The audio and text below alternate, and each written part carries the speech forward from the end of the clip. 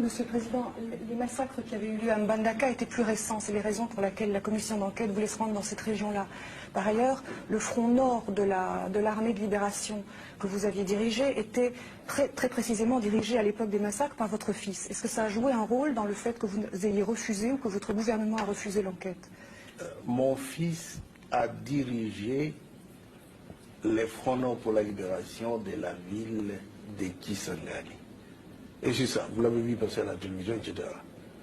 Mais ce n'était pas pour aller massacrer. Il y avait...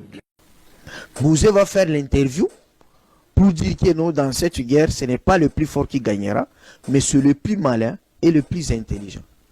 Et c'est comme ça qu'il va nommer Joseph Kabila commandant des opérations, tout en lui donnant des orientations sur tactique, il y a Anaconda, il y a ballon débordement.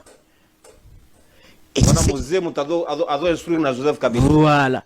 Et puis, tant que vous doutez, mais Joseph Kabila là, demande aux gens qui ont combattu avec lui. Mais ce sont mon Joseph Kabila n'a pas pembeni. Tout n'est ce que comme on est na cicatrice. Ali Moga. Mystique wana. C'est un mystique na combat. Ndé on a interview à lobby, ceux qui na koti bitumba bananga wana, on ne sera plus là où ils sont. Mais c'est vrai. Na baki sa Mike ba wazalendo wana. Qui peut résister devant Joseph Kabila?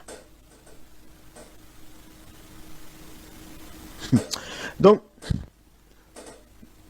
déjà à l'époque, Nafron, c'est lui qui commande ici, c'est le fils de Mouzé Laurent Désiré Kabila. Et tout le monde savait que comment qui duel, Yabana ya. De ce côté, moi, il y a Mouzé, Joseph Kabila. De l'autre côté, Saddam Hussein a bandé Koya Pena Charenae, accompagné na fils de Biarimana. C'était connu comme ça. Kisangani est tombé. Joseph Kabila a fait les points de presse.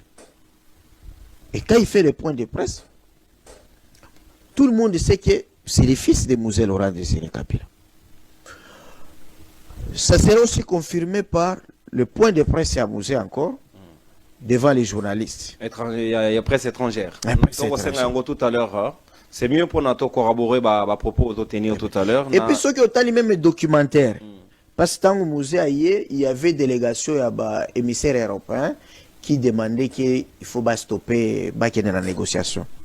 Dans la tribune, vous allez voir, même dans le documentaire, le commandant James Kabareb, il est en train de dire, tant que le peuple a Zolo Balakabila avancé, hein, jusqu'à Kinshasa, j'ai dit à Kabila et à Joseph, les fils de Kabila, vous voyez, la foule est versatile. La même foule là qui vous applaudit, si vous ne lui donnez pas ce qu'il réclamait à Mobutu, il peut aussi tourner contre vous. Ça, c'est James qui l'a dit. Documentaire et Zawana. Et aussi, le problème, c'est quoi? Au moment où il y déjà qu'on distinguer qui sont les Tutsis rwandais. Par exemple, James, tu sais qui est Tutsis rwandais. Qui sont les Tutsis congolais? Il y a Ruchuru. Qui sont les Tutsis congolais? Il y a Banyamulenge. Parce que il y a Moïse Javoura Botoromona Lelo, Badana Joseph, Nakata délégation Naya Kendek Nabangogoma, lui également était là. Oui. Nani Ruga Boyzaki, en tout cas proche à Mouzé. Oui, je crois par ce qu'il y a Mouzé à l'époque. Oui, oui. Donc c'est Roubero qui sera, je crois, non, pas qui sera. Roubero qui sera directeur de cabinet à Bizimakara, quand Bizimakara était. Rola Bizimakara, Zagini na rébellion à Fidel.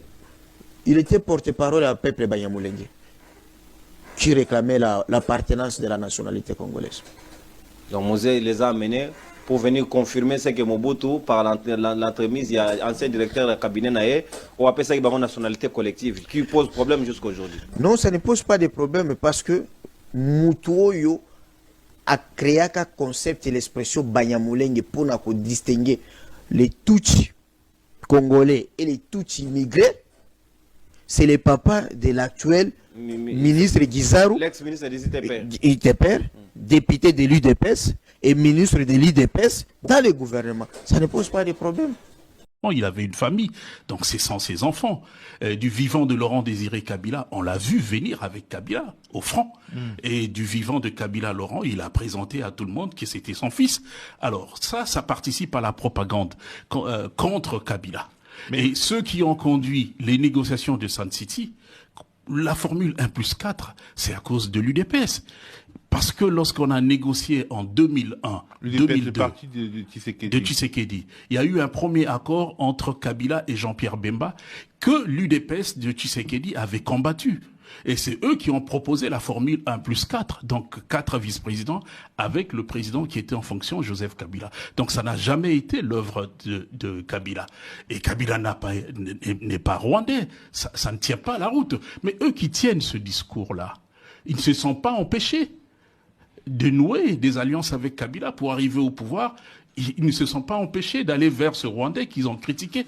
Aujourd'hui, qu'ils sont en difficulté, ils reprennent ce discours-là contre Kabila. Au fait, c'est de la haine pour dire aux Congolais que celui-là, il est un agent de Kagame, alors que Tshisekedi, le père, on l'a vu pendant la rébellion, aller à Kigali, passer les troupes rebelles en revue pendant que le pays était occupé par ces troupes-là. Donc ça, c'est un discours, ça c'est la propagande moboutiste contre Joseph Kabila.